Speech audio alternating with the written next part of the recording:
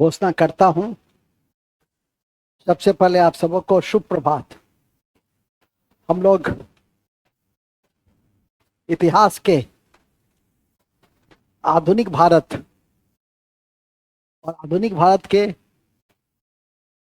स्वतंत्रता संग्राम की कक्षा में है। भारतीय इतिहास, आधुनिक भारत और आधुनिक भारत के स्वतंत्रता संग्राम की कक्षा में है। स्वतंत्रता संग्राम की कक्षा में है और स्वतंत्रता संग्राम के गांधीवादी चरण में और स्वतंत्रता संग्राम के गांधीवादी चरण में, जिससे पहले हम जो फ्यूजन ऑफ थॉट का मतलब होता है कि गांधीवादी चरण में कई तरह की राजनीतिक विचारधारा का विकास हो रहा था। जैसे पिछले दिन आपने पढ़ा था समाजवादी धारा, आपने पढ़ा था अलगाववादी धारा, आप पढ़ेंगे क्रांतिकारी धारा और आप पढ़ेंगे कम्युनिस्ट धारा। गांधीवादी चरण में गांधीवादी धारा तो थी ही,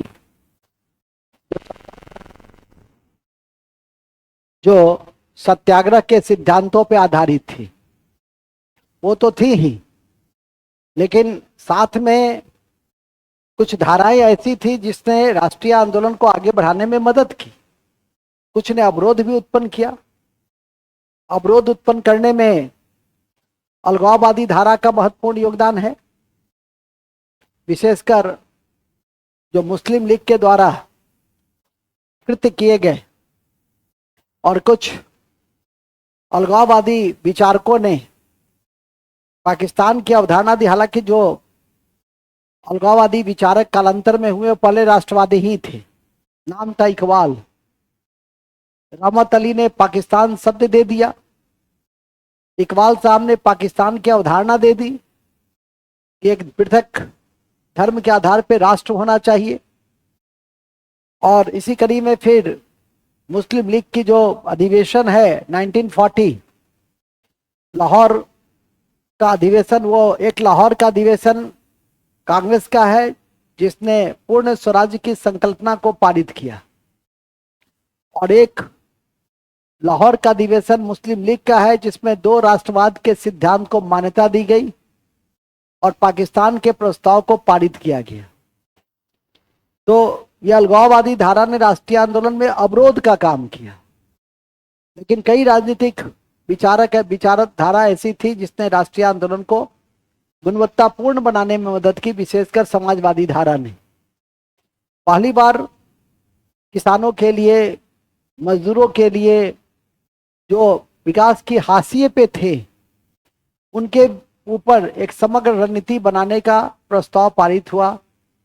एक ऐसा संगठन जिसके सेंट्रल थीम में किसान और मजदूर थे, और उसका नाम था कांग्रेस समाजवादी दल, जो समाजवादी विचारधारा से प्रभावित थे। सामाजिक आर्थिक समानता लाने के लिए वो योजना कार्यक्रम पे बल देते थे।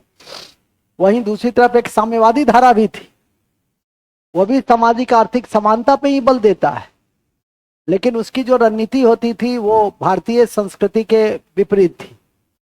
भारतीय संस्कृति तो अहिंसा परमो धर्मों का है, अहिंसा ही परम धर्म है, लेकिन जो साम्यवादी धारा थी उसमें कहीं ना कहीं इन तथ्यों की उपेक्षा थी। इसीलिए साम्यवादी धारा हमारे यहाँ इक्के दुक्के राज्यों को छोड़कर अन्य राज्यों में लोकप्रिय नहीं हुई। नहीं तो जिस देश में 90% से अधिक किसान और मजदूर रहेंगे और उनकी बात करने वाले लोग यदि सत्ता में नहीं है, तो इसका मतलब है कि उनके विचारधारा, उनके सिद्धांत, उनकी रणनीति, उनके संगठन, उनकी योजना में कहीं ना, उनके नेतृत्वकर्ता में कहीं ना कहीं खोट है, क्योंकि वो उन्हीं की वकालत करते हैं। साम्यवादी धारा तो किसान और मजदूर की बात करता है, लेकिन सभी राज्यों के सत्ता से दूर है। पहली बार लोकतांत्रिक तरीके से एक साम्यवादी सरकार चुनी गई थी पूरे विश्व में, और उस राज्य का नाम था केरल। और उस राज्य का मुख्यमंत्री उस समय बने थे EM नंबूद्रीपाद। तो ये बहुत बड़ी बात थी 1960 के दशक डिकेड्स में। हमारी आज की कक्षा उसी फ्यूजन ऑफ थॉट से, विचारधारा के सम्मिश्रण से जुड़ी हुई है। पिछले दिन हम 1940 तक गांधीवादी धारा को पहले देखे, 1917 से 1940 तक के महत्वपूर्ण घटनाओं को देखा, चंपारण को देखा, अहमदाबाद को देखा, खेरा को देखा, रॉलेट एक्ट को देखा, जालियांवाला बाग कांड को देखा, खिलाफत को देखा, असहयोग को देखा, चौरी चौरा को देखा, मूडीमैन कमेटी को देखा, कांग्रेस में गांधी जी को अध्यक्ष चुनवाया। फिर इसी कड़ी में सरोजिनी नायडू कानपुर कांग्रेस में पहली भारतीय महिला कांग्रेस के अध्यक्ष बनने का सौभाग्य मिला। नौजवान भारत सभा की नींव रखी गई। साइमन कमीशन की घोषणा 1927 में हुई। 3 फरवरी को साइमन कमीशन भारत आया। इसी समय बारदोली सत्याग्रह वगैरह को आपने देखा, नेहरू रिपोर्ट देखा। साइमन कमीशन का जब जगह जगह विरोध हुआ तो तत्कालीन भारत सचिव बर्केनहेड ने भारतीयों को चुनौती दी। नेहरू रिपोर्ट बना मोतीलाल नेहरू की अध्यक्षता में, और उनके अगेंस्ट में उनके पुत्रों ने इंडिपेंडेंस इंडिया लीग की इंपेरियलिज्म लीग की स्थापना की कालांतर में। और नेहरू ने ही सबसे पहले विरोध किया, जिसमें डोमिनियन स्टेट की बातें इस नेहरू रिपोर्ट में कही गई थी। नेहरू रिपोर्ट के पर सर्वदलीय सम्मेलन कलकत्ता में जो विफल हो गए, जिन्ना ने 14 सूत्री मांग रख दी। यह परिस्थितियां ऐसी थी कि समन्वय का आह्वान किया जा रहा था। लाहौर कांग्रेस में इसकी संपुष्टि भी की गई थी कि आप शुरू कीजिए। एक प्रस्ताव भी पारित हुआ था, संपुष्टि नहीं, प्रस्ताव पारित हुआ था। लेकिन गांधी जी अंग्रेजों को एक अवसर देना चाहते थे, 11 सूत्री मांग को लेके गए, लेकिन वायसराय ने तवज्जो नहीं दी। फलस्वरूप 12 मार्च 1930 के अपने साबरमती आश्रम से 78 अनुयायियों के साथ वो निकल पड़े। दांडी पहुंचे 5 को, और 6 को उन्होंने नमक कानून की अवज्ञा की और विधिवत नमक कानून आंदोलन की शुरुआत की। 78 अनुयायियों में सबसे अधिक गुजरात का था। महाराष्ट्र, उत्तर प्रदेश, बिहार के एक ही अनुयायी गए थे जिनका नाम था गिरवरधारी चौधरी। तो इन सबको आप लोगों ने देखा। फिर इसी कड़ी में सबने अवज्ञा आंदोलन जब उत्कर्ष पे था, इस बीच साइमन कमीशन की रिपोर्ट आ गई। साइमन कमीशन की रिपोर्ट 1930 में, उस पर विचार करने के लिए एक ही सम्मेलन लेकिन 3 सत्र में आयोजित किए गए, प्रथम, द्वितीय, तृतीय। प्रथम 30 में, द्वितीय 31 में, तृतीय 32 में मैकडोनल्ड ब्रिटिश प्रधानमंत्री ने एक घोषणा की, मैकडोनल्ड अवार्ड सांप्रदायिक पंचाट। तीसरे गोलमेज सम्मेलन के आलोक में, हालांकि कांग्रेस ने दूसरे गोलमेज सम्मेलन में हिस्सा लिया था, लेकिन वार्ता विफल ही रही। दलित प्रश्नों को लेकर, दलित को पृथक निर्वाचन क्षेत्र को लेकर भारत पहुंचे। आंदोलन की पुनः गांधी जी शुरुआत किए। उन्होंने कहा भी कि आपने जो ध्वज मुझे सौंपा था, उस ध्वज को हमने झुकने नहीं दिया। और इसी क्रम में फिर जब मैकडोनल्ड घोषणा हुई तो पूना समझौता हुआ इरवदा जेल में, जिसे गांधी मंदिर की संज्ञा दी है। इरवदा जेल में गांधी इरविन समझौता हुई, लेकिन उस समझौते पे हस्ताक्षर किया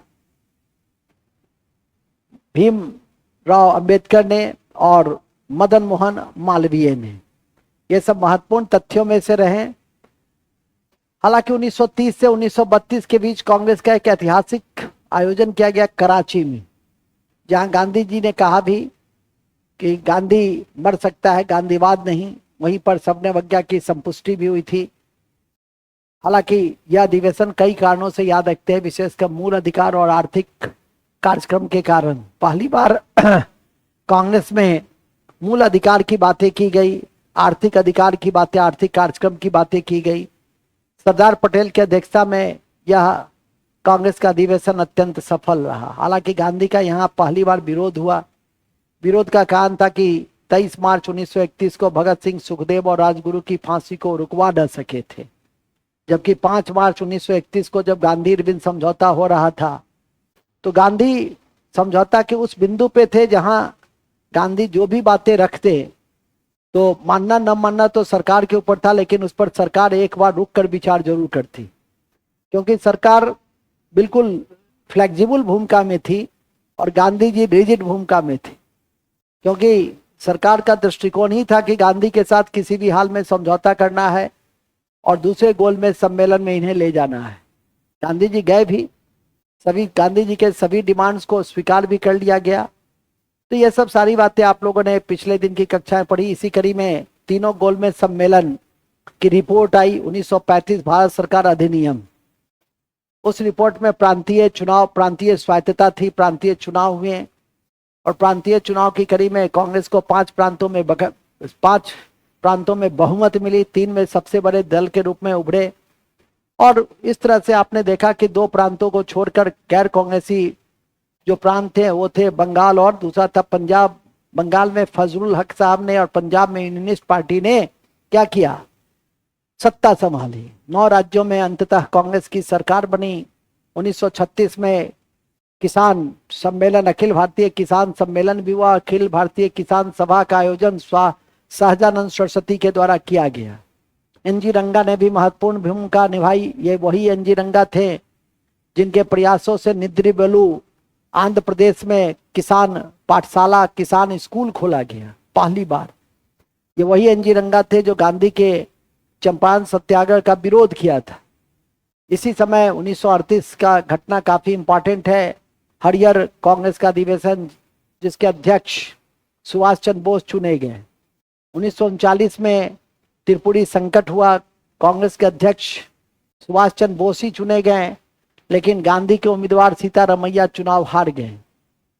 अब गांधी ने इसे अपने व्यक्तिगत प्रतिष्ठा से जोड़ा और कहा कि सीतारमैया की हार मेरी व्यक्तिगत हार है। कांग्रेस कार्य समिति के असहयोगपूर्ण रवैये के कारण अंततः आजीज होकर सुभाष चंद्र बोस ने कांग्रेस की अध्यक्षता से इस्तीफा दे दिया और एक नई पार्टी बनाई जिसका नाम था फॉरवर्ड ब्लॉक 1939। इस पर अध्यक्ष बनाया गया राजेंद्र प्रसाद को। इस तरह से आपने राष्ट्रीय आंदोलन की इस धारा को पिछले दिन देखा। साथ ही फ्यूजन ऑफ थॉट्स के तहत आपने अलगाववादी आंदोलन को देखा और आपने किसान आंदोलन को पिछले दिन देखा। आज हमारी कक्षा पहले क्रांतिकारी आंदोलन और दूसरा साम्यवादी आंदोलन से जुड़ी है। तो स्टार्ट करते हैं गांधीवादी चरण में क्रांतिकारी आंदोलन। हमारी आज की टॉपिक है गांधीवादी चरण में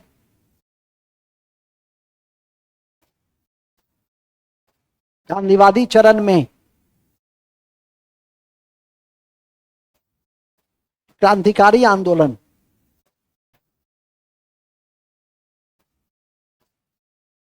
क्रांतिकारी आंदोलन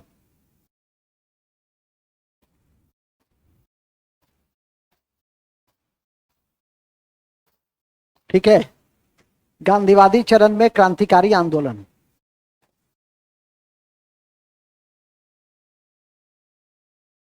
गांधीवादी चरण में फिर लिखिए, इसको ऐसे लिखिए, द्वितीय नहीं, प्रथम विश्व युद्ध के बाद, प्रथम विश्व युद्ध के बाद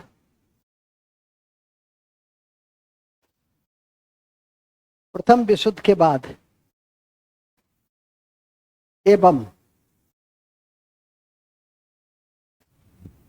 उत्पन्न राजनीतिक परिस्थितियां उत्पन्न राजनीतिक परिस्थितियां उत्पन्न राजनीतिक परिस्थितियां उत्पन्न राजनीतिक परिस्थितियां के आलोक में उत्पन्न राजनीतिक परिस्थितियों के आलोक में दूसरे चरण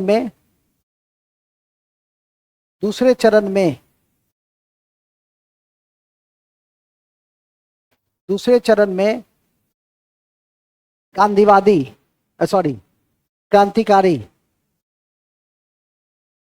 क्रांतिकारी आंदोलन की शुरुआत हुई। क्रांतिकारी आंदोलन की शुरुआत हुई। क्रांतिकारी आंदोलन की शुरुआत हुई।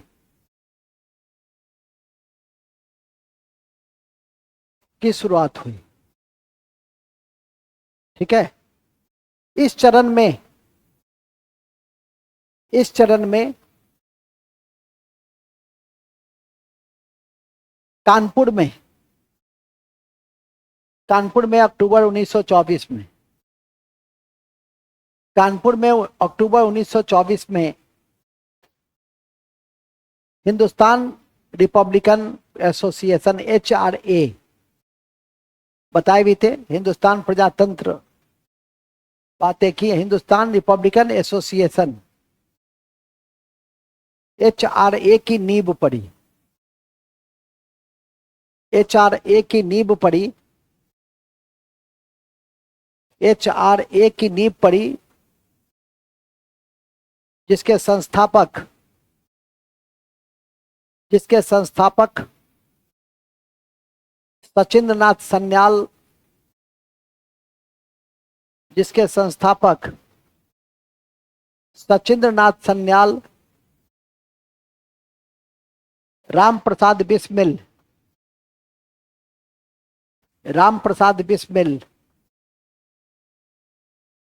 चंद्रशेखर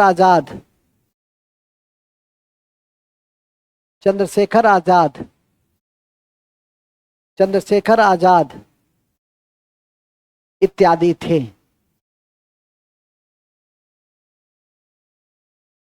इत्यादि थे। इस संस्था के द्वारा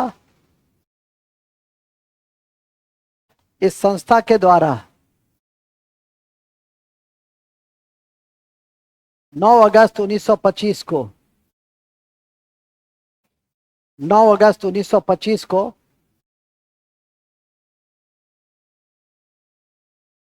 ये तारीख को कभी नहीं भूलिएगा, ये आपकी परीक्षा में पूछे जाएंगे। काकोरी ट्रेन डकैती हुई 9 अगस्त 1925 को, काकोरी ट्रेन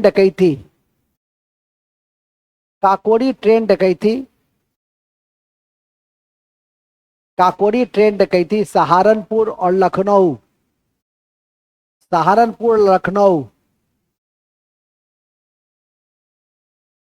8 डाउन ट्रेन में हुई। सहारनपुर लखनऊ 8 डाउन, ट्रेन का नाम था 8 डाउन ट्रेन में हुई। 8 डाउन ट्रेन में हुई। 8 डाउन ट्रेन में हुई, याद रखिएगा। कौन डाउन ट्रेन? 8 डाउन ट्रेन में हुई। ये आपकी परीक्षा के दृष्टि से काफी महत्वपूर्ण ट्रेन है और ये घटना भी काकोरी ट्रेन डकैती। टिक लगा दीजिए,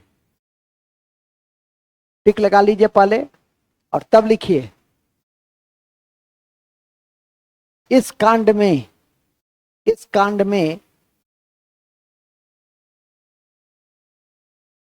राम प्रसाद बिस्मिल, इस कांड में राम प्रसाद बिस्मिल,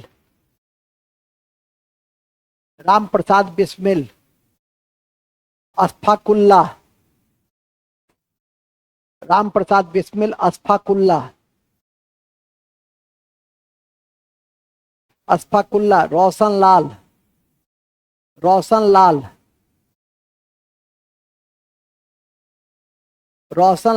और राजेंद्र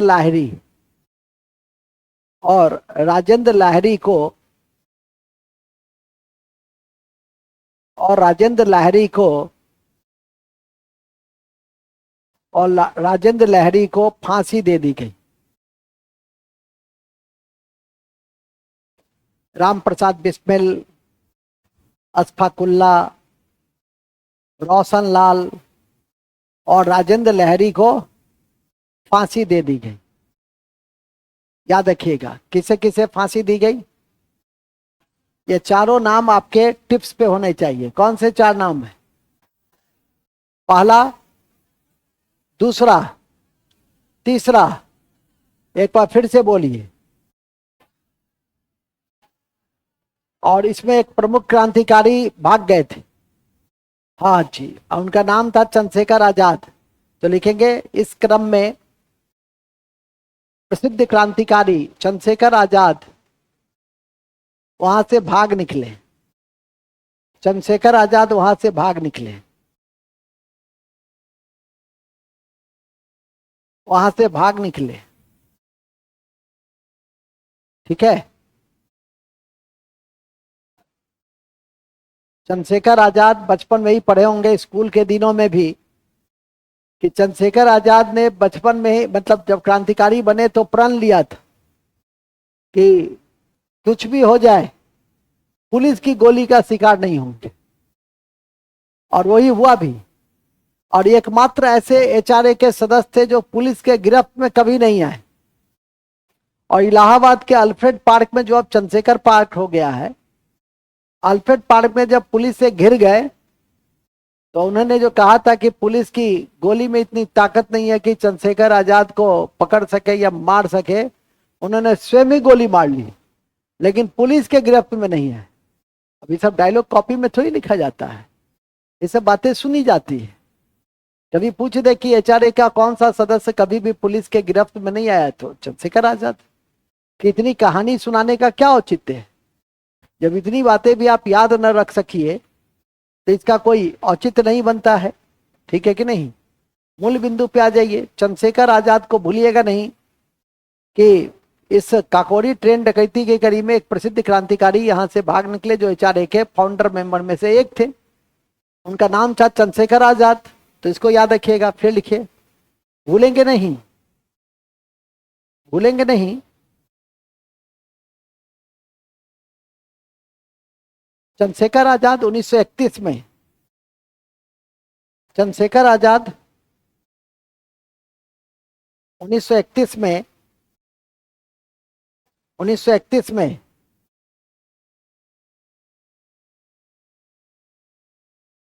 1931 में इलाहाबाद के अल्फ्रेड पार्क में स्वयं को शहीद कर दिया, स्वयं को शहीद कर दिया,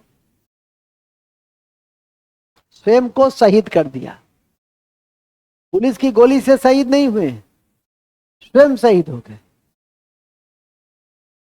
नेक्स्ट, नेक्स्ट, स्वयं ही शहीद हो गए। ठीक है, कितनी बड़ी बात है, स्वयं ही शहीद हो गए। उन्हें स्वयं को गोली मार लिए, शहीद हो गए। याद रखिएगा, अशफाकुल्लाह, यूपी की परीक्षा होती तो लिखाते भी कि अशफाकुल्लाह को फांसी फैजाबाद जेल में दी गई थी।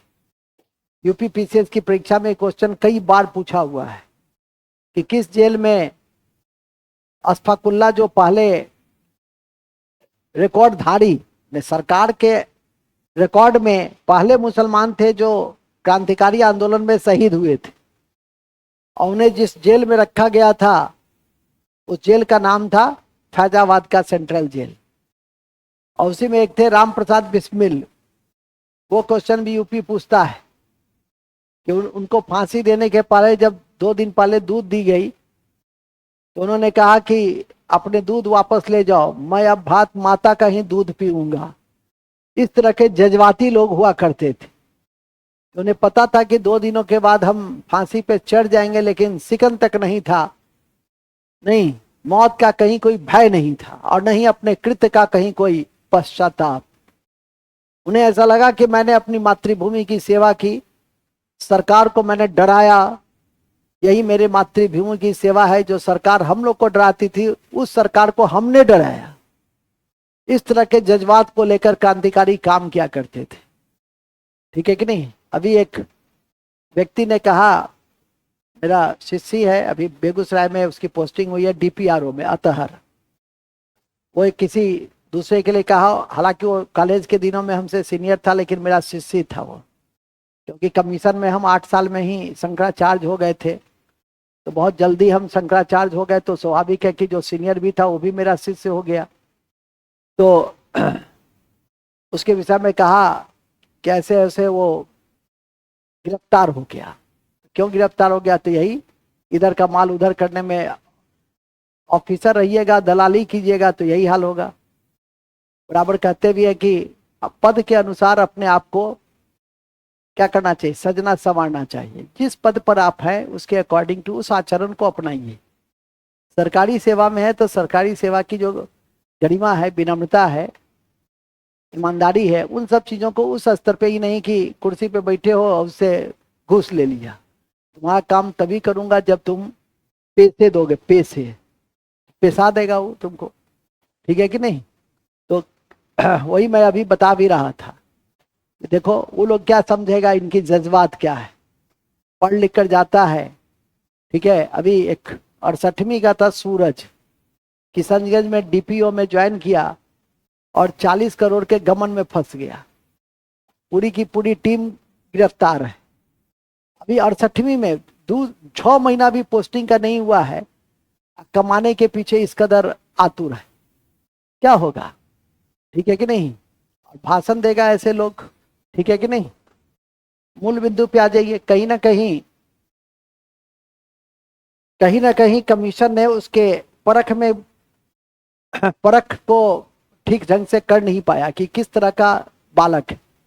इसलिए मैं हमेशा कमीशन में मेथड 2 जो हमारा सिस्टम सीडीएस का है कि जिसमें 1 सप्ताह रखता है, ठीक है कि नहीं, और 1 सप्ताह के बाद उसको उसकी नियुक्ति की अनुशंसा करता है। उसका हर वो बस में जो बैठता है अंदर में और हॉस्टल तक जाता है, वहां तक उसकी गतिविधि पे नजर रखी जाती है। उसको सिनेमा दिखाया जाता है, उस पर भी नजर है। उसको खेल खिलाया जाता है, उस पर भी नजर है। उसको कोई पार्टी में ले जाया जाता है, ठीक है, डांस करवाया जाता है, उस पर भी नजर रहती है कि डांस में ऐसा तो नहीं ताड़ी पी के बहक गया, ठीक है कि नहीं, होता है बहुत तरह का।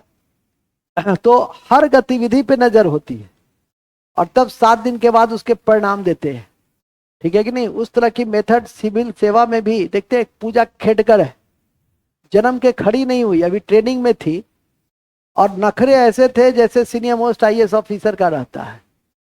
अभी उसका ट्रेनिंग भी कैंसिल कर दिया, कल रात का न्यूज भी था। ऐसे ऐसे को यदि हम चयन कर लेते हैं तो कहीं ना कहीं जो विद्वान हमारे संघ लोक सेवा आयोग या राज्य लोक सेवा आयोग के जो सदस्यगण हैं अनुभवी, उनको उनमें कहीं कमी थी जो ऐसे लोगों को परख नहीं पाया।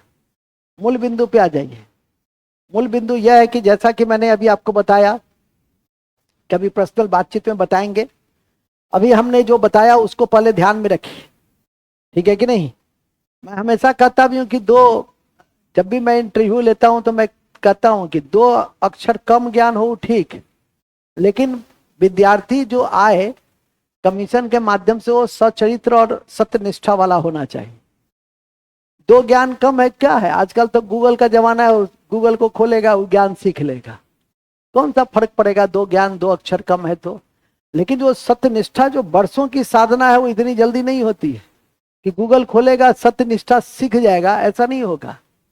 लेकिन कमीशन क्या करता है कि 2 अक्षर आप बताते हैं उस पर चयन कर लेता है, नहीं इन्होंने 2 क्वेश्चन का जवाब ज्यादा दिया है इसीलिए इसको ज्यादा अंक मिलना चाहिए। इसको मेरे जैसा मेंबर तो 5 अंक और कम देगा, क्योंकि इसको देख नहीं रहे थे, उसका जो स्टाइल था, ठीक है कि नहीं, उसके जो विचार थे किसी बिंदु पे जो मैंने पूछा था वो सही नहीं था। उससे झलकता था कि वो उस चीज को काउंटर पार्ट कर रहा है, ठीक है कि नहीं। मूल बिंदु पे आ जाइए। खैर फिलहाल ये सब परिचर्चा चलती रहेगी, अभी हम लोग जहाँ पे हैं वहां पे बात कर ले। तो मैंने बताया कि वो राम प्रसाद बिस्मिल को देखी कि 2 दिन पहले उसको दूध मिला तो कहता है कि मैं अब भात माता का ही दूध पीऊंगा जब मुझे फांसी की सजा दी जाएगी, ठीक है कि नहीं। इस क्रम में तब आज का जनरेशन सरकार से पूछता है और देश से पूछता है कि तुमने मेरे लिए क्या किया। अरे देश और सरकार तो छोड़ो, अपने माँ बाप से पूछता है कि तुमने मेरे लिए क्या किया, ठीक है कि नहीं। मेरे जैसा माँ बाप रहेगा 10 जूता देगा, इसके बाद कहेगा कि सब तुमको जन्म देके हमने गलती किया, ठीक है कि नहीं। पहले ऐसा बाप को, ऐसे बेटा को इसी तरह का बाप मिलना चाहिए, तब समझ में आएगा कि क्या किया। आजकल का बाप बेटा पूछता है बाप से कि आप मेरे लिए क्या किए, ठीक है कि नहीं। मान लिया कोई गरीब निरीह बाप है तो वास्तव में कुछ नहीं किया बेटा के लिए, न ठीक से शिक्षा दे पाया न ठीक से, लेकिन जो दिया नहीं, जन्म दिया, उसको उसके लिए उनको नमन करो। बात समझा कि नहीं समझा। तो हमारा विद्यार्थी हो, कम से कम पढ़ाई लिखाई तो हम करा ही लेते हैं, पहले ये सब रहना चाहिए। संदेश गलत नहीं जाना चाहिए कि देखो बड़े सर का, आज सब कहता है ना बड़े सर का विद्यार्थी है। बड़े सर का विद्यार्थी जरूर निश्चित रूप से वो कुछ ना कुछ क्वालिटी जरूर रखेगा, कुछ ना कुछ उसमें सुधार जरूर रहेगा। नहीं आया नारायण बाबू, नारायण नारायण, बहुत भावुक हो रहे हैं आप, ठीक है कि नहीं? एकदम जज्बाती होना है क्रांतिकारी की तरह, अब जो भी होगा सो माँ का दूध ही पीऊंगा हम, ठीक है कि नहीं? इस टाइप का जज्बाती हो जाओ। जब सिस्टम में जाओ तो कोशिश करो कि हम बहुत स्तर पे, अपने स्तर पे सुधार कर दें। आगे चलो, नेक्स्ट। कहाँ थे हम लोग जी? चंद्रशेखर आजाद हो गया, राम प्रसाद कहानी सब हो गया। अब काम की बात है, ये सब तो कहानी था, ठीक है? तुमको जज्बाती बना रहे थे। सोचो, कम से कम अपने जीवन में 25 साल में कम से कम 25 सेकंड भी तो क्रांतिकारी के लिए सोचे ना, बहुत बड़ी बात हुई, ठीक है कि नहीं? यही सच्ची श्रद्धांजलि है उनके प्रति। आगे लिखिए, नेक्स्ट। अति महत्वपूर्ण है कि 1928 में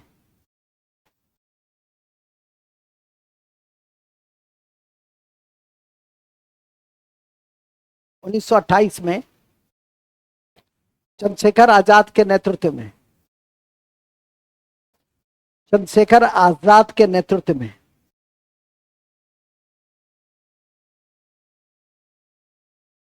चंद्रशेखर आजाद के नेतृत्व में चंद्रशेखर आजाद के नेतृत्व में दिल्ली के, देखो ये रो रही है क्रांतिकारी के घटना पे, इसको आंख में आंसू आ गया, देखो ये जज्बाती हो गई। महिला क्रांतिकारी भी होती थी, सुनीति, बीना, प्रीति, ठीक है? ये सब मास्टर दास सूरसेन की शिष्या सब थी। तो ऐसा नहीं है कि महिला क्रांतिकारी नहीं होती थी, उस समय महिला क्रांतिकारी भी होती थी, ठीक है? आगे लिखिए, आंसू बहाना बंद करो, अब आगे लिखो। सोचने लगी, चली गई। कहाँ लिखे? 1928 में चंद्रशेखर आजाद ने दिल्ली में फिरोज शाह कोटला मैदान में, फिरोज शाह कोटला मैदान में Hindustan Republican Hindustan Republican Hindustan Republican Samajwadi association की स्थापना की, समाजवादी एसोसिएशन की स्थापना की। HRSA उसका नाम था, HRSA, Hindustan Republican Samajwadi association की नींव रखी। कब? 1928 में।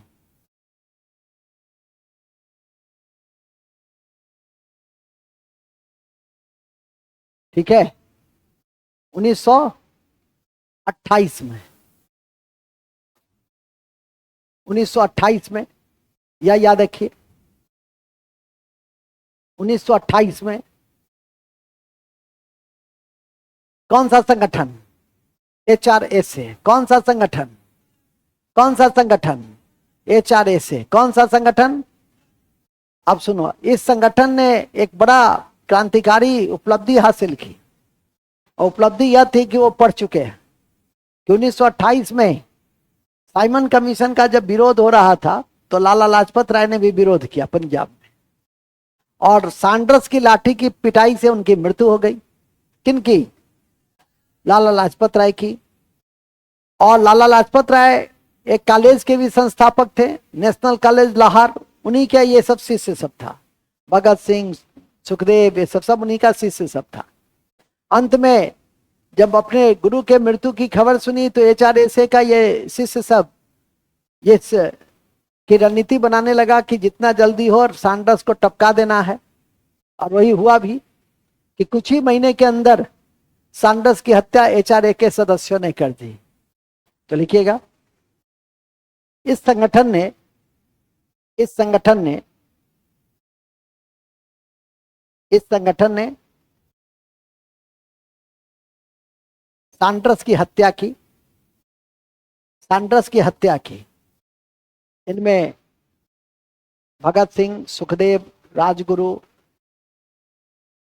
भगत सिंह, सुखदेव, राजगुरु, चंद्रशेखर आजाद ने महत्वपूर्ण भूमिका निभाई। चंद्रशेखर आजाद ने महत्वपूर्ण भूमिका निभाई, महत्वपूर्ण भूमिका निभाई। भगत सिंह, सुखदेव, राजगुरु, चंद्रशेखर आजाद ने महत्वपूर्ण भूमिका निभाई, महत्वपूर्ण भूमिका निभाई। ठीक है, महत्वपूर्ण भूमिका निभाई। और सरकार ने इन पर लाहौर षड्यंत्र मुकदमा चलाया। लाहौर षड्यंत्र मुकदमा चलाया। सरकार ने इन पर लाहौर षड्यंत्र मुकदमा चलाया।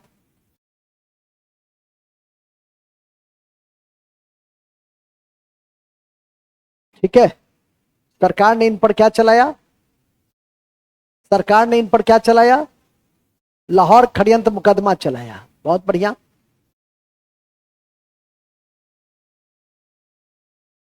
इसी कड़ी में भगत सिंह और बटुकेश्वर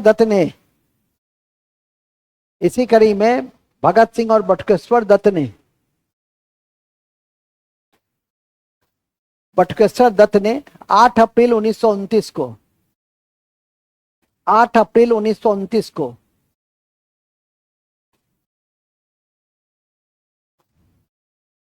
को केंद्रीय विधानसभा के खाली कुर्सी पर केंद्रीय विधानसभा के खाली कुर्सी पर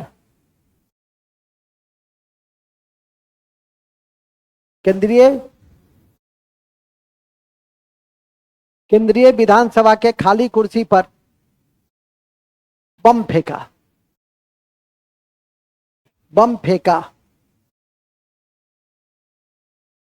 क्या फेंका? बम फेंका। कौन फेंका? इन्हीं लोग ने, चंद्रशेखर आजाद और बटुकेश्वर दत्त ने बम फेंका, लेकिन खाली कुर्सी पे फेंका। तो क्यों फेंका था? वो भी प्राय थे, बताओ क्यों फेंका था? क्या चीज सुनाने के लिए? बहरे को सुनाने। कौन से, किस लिए? पब्लिक सेफ्टी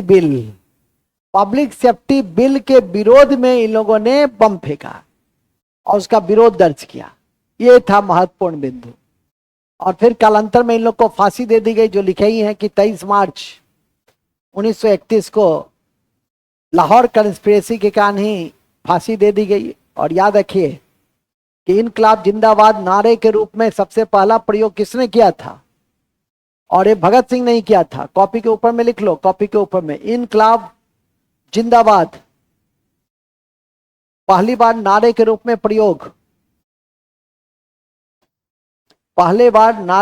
में प्रयोग, इनकलाब जिंदाबाद का पहली बार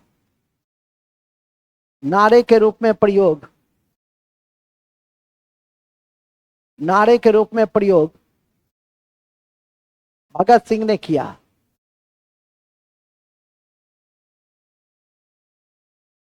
भगत सिंह ने ही किया। ठीक है, आगे बढ़िए। ऑलरेडी लिख चुके हैं, 23 मार्च 1931 को फांसी दे दी गई। किसको किसको? भगत सिंह, सुखदेव और राजगुरु को। लिखेंगे इसी क्रम में। 23 मार्च 1931 को 23 मार्च 1931 को भगत सिंह सुखदेव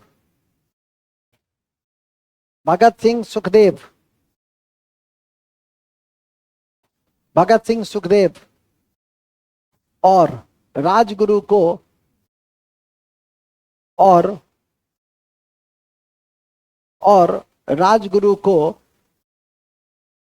भगत सिंह, सुखदेव और राजगुरु को फांसी की सजा दे दी गई।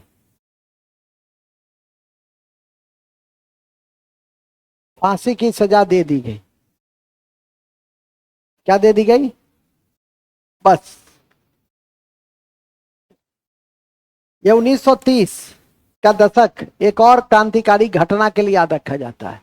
अभी मैं थोड़ी देर पहले आप लोग को बताया था और पिछले दिन भी बताया था, मास्टर दास सूर्य सेन और मास्टर दास सूर्य सेन का चटगांव शस्त्रागार लूट।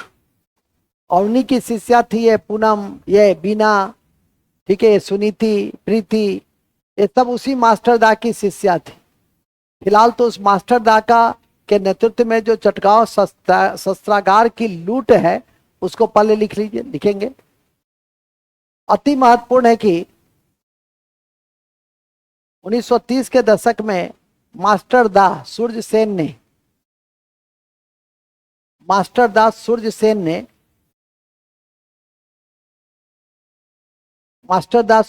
ने इंडियन रिपब्लिकन आर्मी की नींव रखी थी।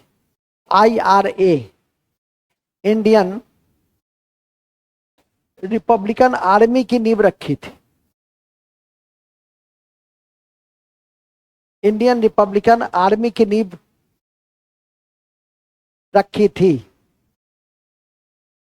इंडियन रिपब्लिकन आर्मी की नींव रखी थी। इंडियन रिपब्लिकन आर्मी की नींव रखी थी। किसने रखी थी?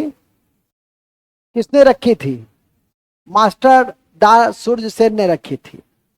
और लिखेंगे इस संगठन में कई महिला सदस्य भी थे। तुम लोग का भी नाम लिख दें। तुम्हें ऐसे कुछ का नाम क्रांतिकारी टाइप का होगा।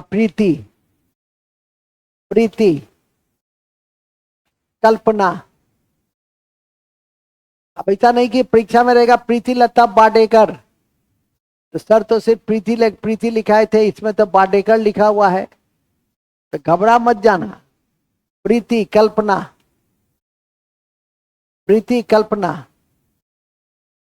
सुनीति, अंबिका हालांकि पुरुष सदस्य थे। अंबिका, लोकीनाथ इत्यादि।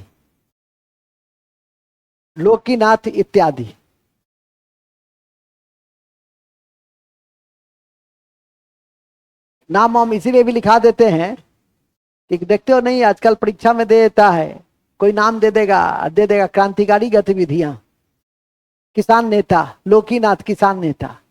कहीं दिमाग में बैठा हुआ हो गया कि लोकीनाथ किसान नेता नहीं थे बल्कि क्रांतिकारी थे, तो सुमेलित असुमेलित करने में क्या हो जाएगी? आसानी हो जाएगी।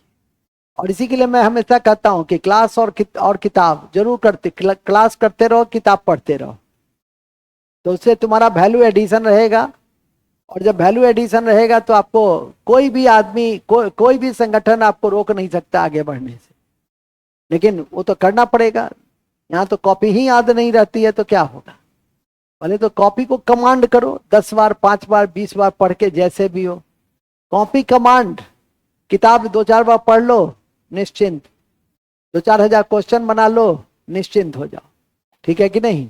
तब कहीं कोई किसी परीक्षा में कोई दिक्कत नहीं आएगी। एक आध क्वेश्चन तो ऐसे भी हमेशा 100 में 2-4 तो मिलेगा ही आपको। ठीक है कि 150 में 2-4, 5 तो मिलेगा ही। उसके पीछे नहीं भागना होता है। जो 140-42 आपके गिरफ्त में जो आपके बगल से गुजरा, उसको आप कमांड किए कि नहीं किए? वो कमांड हुआ नहीं, आचार के पीछे पड़े हुए हैं। ठीक है कि नहीं? तो ये आपके लिए हास्यास्पद रहेगा। उस 4 के पीछे नहीं कभी पड़ना चाहिए, बल्कि जो आपके पास 140-42 जो भी मतलब 95-97% जो आपके बगल से गुजरता है और उसको याद नहीं रखते हैं, वो आपके लिए खराबी है। तो ध्यान रखिए। कहाँ थे हम लोग बड़े अच्छे जगह पे थे जी। महिला सदस्य कौन कौन? प्रीति, हाँ। लोकी महिला नहीं थी, हाँ। लोकीनाथ पुरुष थे, महिला उसमें 2-3 थी। चलिए, लेकिन कल्पना, प्रीति को याद रखिए, ये सब इंपॉर्टेंट महिला थी। अब इन्होंने क्या किया? ये IRA संगठन ने चटगांव शस्त्रागार को लूट लिया। इसलिए कभी कभी परीक्षा में पूछता है कि 1930 में चटगांव शस्त्रागार के लूट किस संगठन ने किया था? IRA ने। किसके नेतृत्व में किया? सूर्य सेन। वहां मास्टरदा नहीं देगा, वहां पे तो ये तो उनका उपनाम था। उपनाम यह था कि निम्नलिखित में से कौन मास्टरदा के रूप में चर्चित रहे? 4 नाम दे देगा, आपको याद रहेगा सूर्य सेन, तो मारिएगा, नहीं तो फिर गड़बड़ हो जाएगा। ठीक है। एक अश्विनी दत्ता भी थे, जिन्होंने बारिसाल सम्मेलन, एक आंदोलन में महत्वपूर्ण भूमिका निभाई थी, वो भी मास्टर ही थे। क्या कहा? बताओ, किस आंदोलन में महत्वपूर्ण भूमिका निभाई थी अश्विनी दत्ता? स्वदेशी आंदोलन। Very good. बारिसाल सम्मेलन। देखिए, ठीक है कि नहीं? बटन दावे, आंसर निकल जाना चाहिए, तभी आपकी स्थिति मजबूत है। जब आप सोचने लगे तब तो गड़बड़ होने की संभावना बढ़ जाएगी। ध्यान रखिए। तो लिखे भी हैं, स्वदेशी आंदोलन काफी विस्तार से आपने पढ़ा भी है। चलिए खैर, फिलहाल हम लोग कहाँ पे थे, बड़े अच्छे जगह पे हैं, 1930 में लिख लिए, फिर लिखेंगे। इसी क्रम में 1930 में आईआरए ने आईआरए ने आईआरए ने आईआरए ने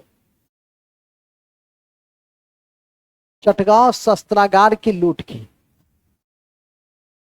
चटगांव शस्त्रागार की लूट की।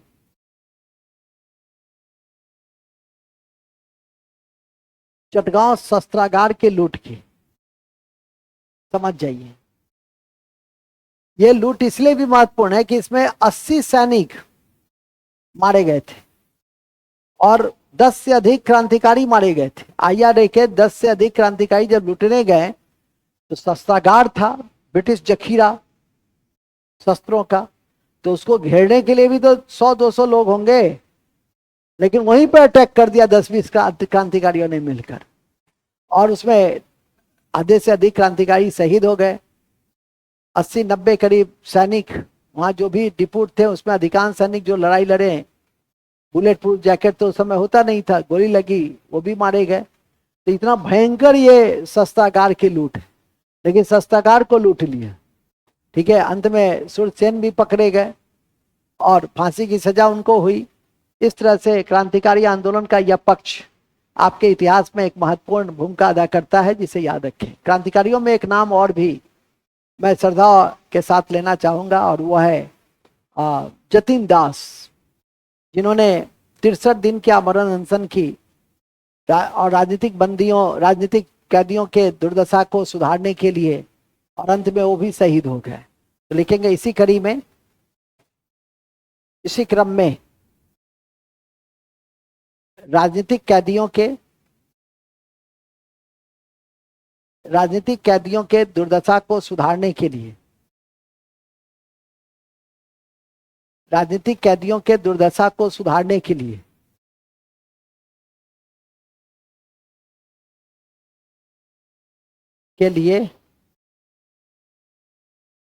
दुर्दशा को सुधारने के लिए लाहौर षड्यंत्र केस के तहत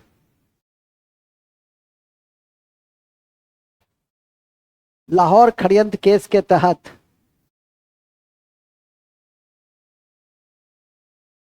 लाहौर षड्यंत्र केस के तहत जतिन दास को लाहौर षड्यंत्र केस के तहत जतिन दास ने 64 दिन भूख हड़ताल जेल में की। 64 दिन भूख हड़ताल जेल में की और 1929 में उनकी मृत्यु हो गई।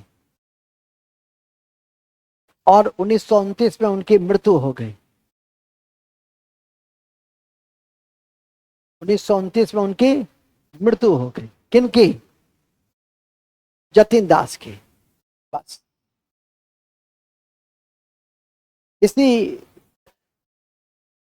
इन्हीं तथ्यों को 1920 से 1940 के दशक तक याद करके रखना है। सामान्यतः तो मित्र मेला, अभिनव भारत, अनुशीलन समिति और एचआरए, आईआरए, ये जो 5-6 ऐसे पॉइंट्स हैं जहां परीक्षा में प्रश्न पूछने की संभावना होती है। आप कोई भी प्रश्न उल्टा ले बीपीएससी के प्रश्नों को, क्रांतिकारियों का इतिहास के संबंध में, तो इससे अतिरिक्त कहीं नहीं पूछा है। किसी भी, चाहे वो सिविल सेवा हो कि सेक्शन अफसर हो या सीडीपीओ हो, बहुत सारी परीक्षा लेता है बीपीएससी, टीचर है, ठीक है कि नहीं। सबका प्रश्न पत्र का लेवल लगभग एक ही समान है। कोई भी ये नहीं कह सकता है कि सर उसका आसान है, मेरा भारी है, या सबका स्तर लगभग एक ही समान हो गया है, ठीक है कि नहीं। अभी देखो होगा कि हेडमास्टर बीपीएससी का लिया, उसका भी लेवल सेम था जैसा आपका सिविल सेवा का, उसका भी हेडमास्टर। टीचर का देखिएगा, कल परसों टीचर की भी एक परीक्षा होने वाली है, बीपीएससी लेगा, तो उसका भी लेवल क्या है, सेम ही रहेगा, वही यही पूछेगा। कि चटगांव शस्त्रागार की लूट निम्नलिखित में से उसका किस संगठन से संबंध है? दे देगा भारतीय communist party, CPI, IRA, HRA से। याद रहे तो आज ना, कल तक, परसों तक, तरसों तक, परीक्षा भवन तक क्या हाल होता है वो तो आप समझते ही हैं। जो याद रख लेता है पास, जो याद नहीं रखता है वो फिर अपने किस्मत को रोना रोएगा, कर्म को रोना रोएगा। हो सकता है कुछ मास्टर साहब पे रोना रोएगा, ठीक है कि नहीं, कि मास्टर साहब थोड़ा सा और डेंगा के पढ़ा देते तो हो जाता। आपका उम्र है कि डेंगा इतना बेइज्जती तो मुझे नहीं लगता है कि जितना हम बेइज्जती करते हैं छात्रों को, उतना तो किसी भी विगत 30 साल में भी नहीं हुआ होगा। कोई टीचर को इतनी हिम्मत नहीं हुई होगी कि बार बार उठा उठा के पूछे। जब देख लेते हैं कि दुई सब ऐसे ही सब है तब छोड़ दिया पूछना, नहीं तो पहले तो पूछते ही थे। जब देखते थे कक्षा का कक्षा खड़ा हो जाते हैं तो अपने ही लगता है कि हम क्या पढ़ा रहे हैं, ठीक है कि नहीं। जब आप उस पर मेहनत ही नहीं कीजिएगा तो क्या मतलब है, उसका कोई मतलब रह नहीं जाता। हाँ, कॉपी अच्छी हो जाती है, बहुत सुंदर, जब देखिएगा तो लगेगा हाँ सब चीज लिखा हुआ है। उससे क्या रटिएगा बैठ के, तब नहीं, सब रटना पड़ता है। आईआरए आईआरए आईए, जतिन दास जतिन दास जतिन दास, नहीं परीक्षा में आ जाएगा जतिन मुखर्जी, नहीं जतिन पंजारपे, कुछ ऐसा टाइटल दे देगा, गया। तो जो चीज जहां लिखा हुआ है उसको रटिए बैठ करके, तभी काम देगा। अब हम लोग फ्यूजन ऑफ थॉट के तहत क्रांतिकारी आंदोलन को पूरा देख लिया। अब नोट लिख देंगे या बूस्टर फैक्ट लिख देंगे, खत्म हो गया ये चैप्टर, तो लिखोगे बूस्टर फैक्ट। बूस्टर फैक्ट, सबसे पहला बूस्टर फैक्ट है कि निष्क्रिय प्रतिरोध के सिद्धांत के प्रतिपादक, ठीक है, ये पढ़ती है, पल्लवी पढ़ती है, गुड। निष्क्रिय प्रतिरोध के सिद्धांत के प्रतिपादक, निष्क्रिय प्रतिरोध के सिद्धांत के प्रतिपादक अरविंद घोष थे। अरविंद घोष थे।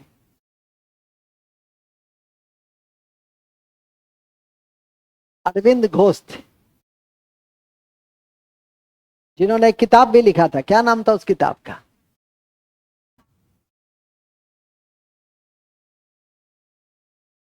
ठीक से बोलो।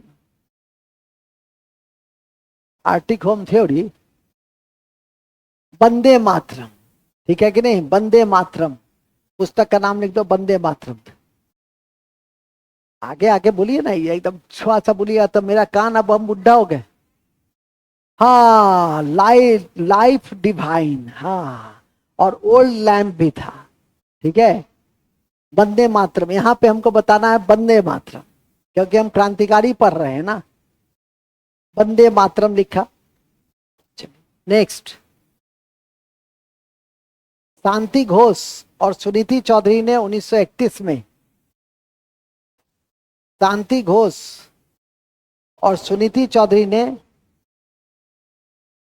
1931 में,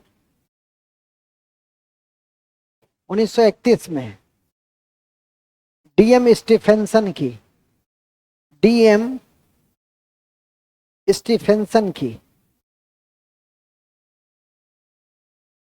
और 1932 में बीना दास ने, और 1932 में बीना दास ने गवर्नर फुलर पे गोली चला दी। गवर्नर फुलर पे गोली चला दी। गवर्नर फुलर पर गोली चला दी। गवर्नर फुलर पर गोली चला दी, ठीक है। गवर्नर फुलर पर गोली चला दी, किसने? बीना दास ने गवर्नर पर गोली चला दी।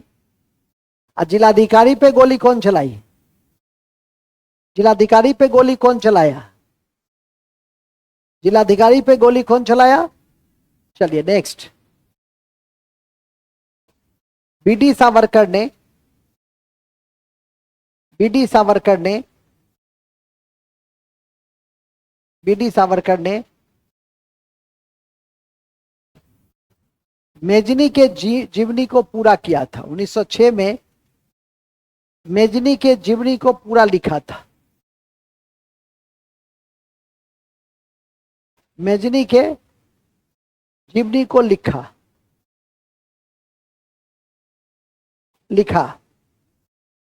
नेक्स्ट, आरएसएस की स्थापना 1925 में हेडगेवार ने किया। आरएसएस की स्थापना 1925 में हेडगेवार ने नागपुर में किया। हेडगेवार ने नागपुर में किया।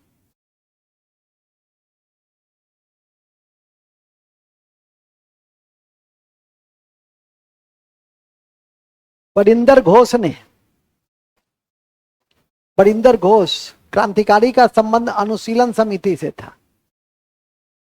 बरिंदर घोष क्रांतिकारी का संबंध, बरिंदर घोष क्रांतिकारी का संबंध किससे था? किससे था?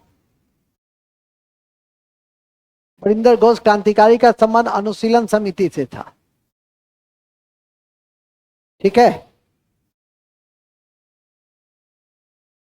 सरफरोशी की तमन्ना, सरफरोशी की तमन्ना प्रसिद्ध शायर बिस्मिल अजीमाबाद की है। प्रसिद्ध शायर बिस्मिल अजीमाबाद की है। बिस्मिल अजीमाबाद की है। बिस्मिल अजीमाबाद की है, जिसका मूल नाम सैयद शाह था।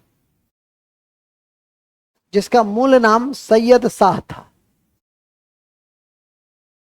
लेकिन इसे लोकप्रिय, इस लाइन को किसने बनाया था?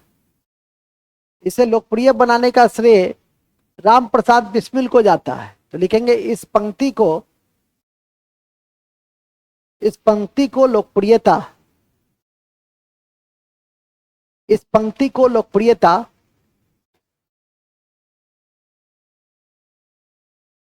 इस पंक्ति को लोकप्रियता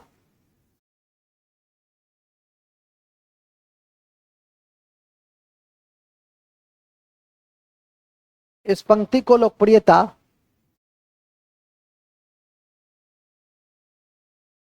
इस पंक्ति को लोकप्रियता राम प्रसाद बिस्मिल ने दिया।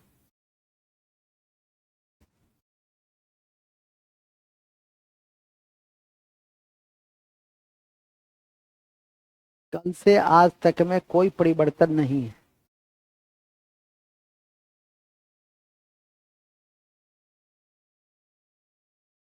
ठीक है। क्या लिखे? क्या लिखे? याद रखिए। नेक्स्ट में है, ध्यान रखें, ध्यान रखें, प्रफुल्ल चाकी, प्रफुल्ल चाकी, प्रफुल्ल चाकी का संबंध मुजफ्फरपुर बम कांड 1908 से। प्रफुल्ल चाकी का संबंध मुजफ्फरपुर बम कांड, मुजफ्फरपुर बम कांड, मुजफ्फरपुर बम कांड किससे है? मुजफ्फरपुर बम कांड 1908 से। 1908 से।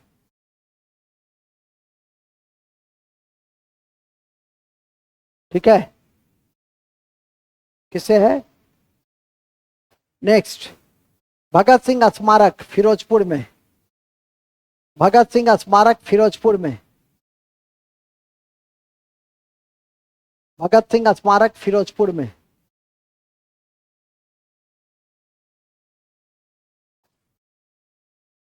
कहाँ है? फिरोजपुर में।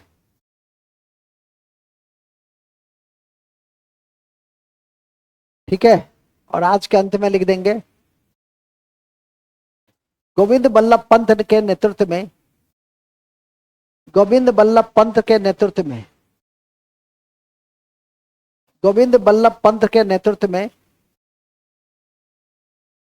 काकोरी के अभियुक्तों को बचाने के लिए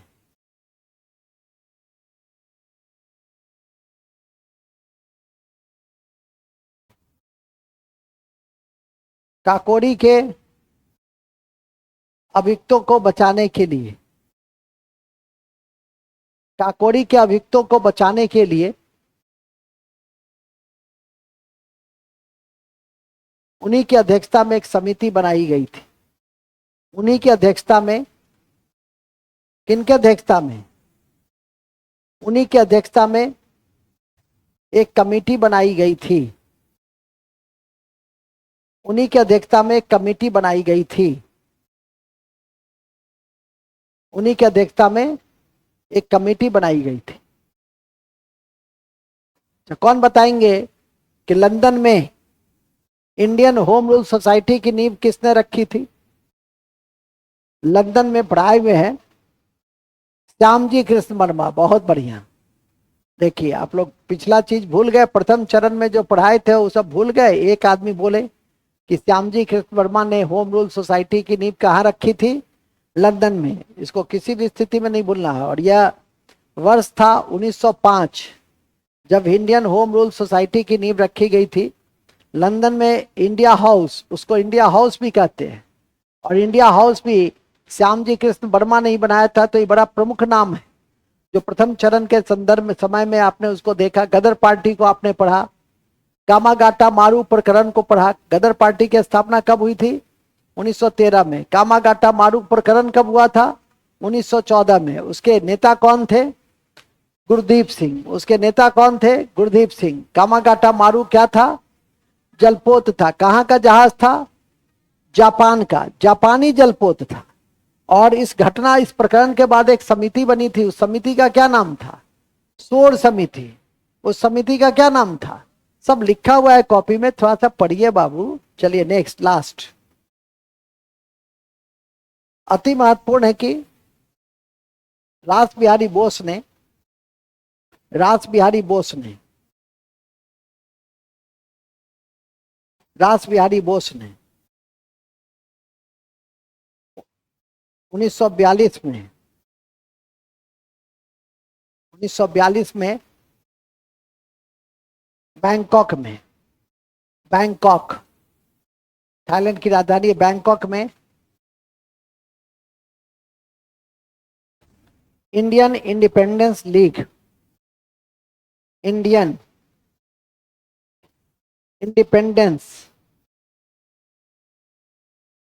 का गठन किया। लीग का गठन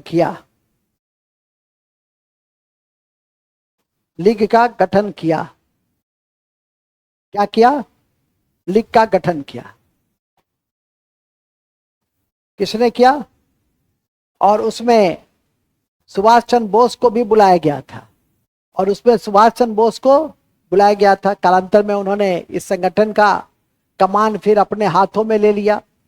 आजाद हिंद फौज के रूप में विख्यात हुए, जो 1940 से 1947 के बीच जो हमारी राष्ट्रीय घटना अभी बची हुई है उसकी जानकारी मैं दूंगा। पहले तो फ्यूजन ऑफ थॉट्स 1940 के बाद हमारी लास्ट जो पॉइंट्स है वो चल रहे हैं। भारतीय क्रांति की माँ कौन थी? मैडम भीखाजी कामा। और ये मैडम भीखाजी कामा ग्रैंड ओल्ड मैन की निजी सचिव भी रही थी। तो ये भी ध्यान रखिएगा। तो लिखेंगे भारतीय क्रांति की माँ नेहरूजी की सचिव। भारतीय क्रांति की माँ और नेहरूजी की सचिव कौन? नेहरूजी की सचिव भीखाजी कामा थी। मैडम भीखाजी कामा थी, जिन्होंने 1907 में कहा बताओ जी? जर्मनी के स्टुटगार्ड में अंतर्राष्ट्रीय समाजवादी सम्मेलन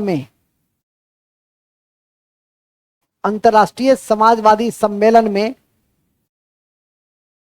अंतर्राष्ट्रीय समाजवादी सम्मेलन में, अंतर्राष्ट्रीय समाजवादी सम्मेलन में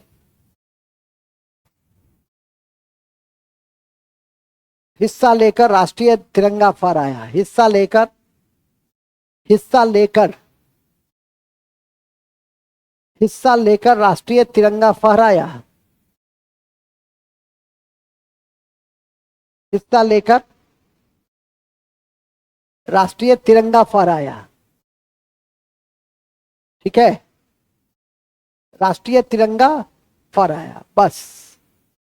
तो इस तरह से संपूर्ण क्रांतिकारी आंदोलन को आप लोगों ने एक एक करके देखने का प्रयास किया। और मैंने पहले ही कहा कि जो चिन्हित करने वाले बिंदु हैं उसको मैंने चिन्हित एक बार पुनः कर दिया है।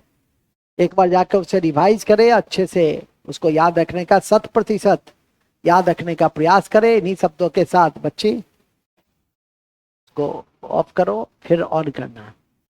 इन्हीं शब्दों के साथ हम आज के इस भाग की समाप्ति करते हैं। फ्यूजन ऑफ थॉट में अब हमारा दूसरा भाग शुरू होगा। और दूसरा भाग क्या रहेगा? दूसरा भाग रहेगा साम्यवादी आंदोलन।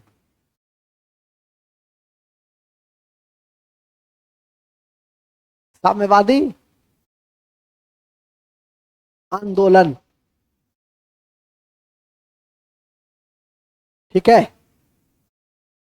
रुक जाओ, कर दी क्या? ठीक है, रिकॉर्डिंग बंद कर दी थी ना? नहीं होता है क्या? कमलेश छोड़ दो, जो चीज नहीं आए उसको छोड़ दो। कमलेश बाबू,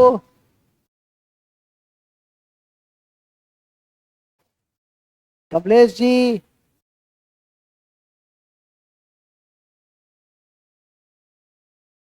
रिकॉर्डिंग ऑफ कर दीजिए, फिर ऑन कर दीजिए।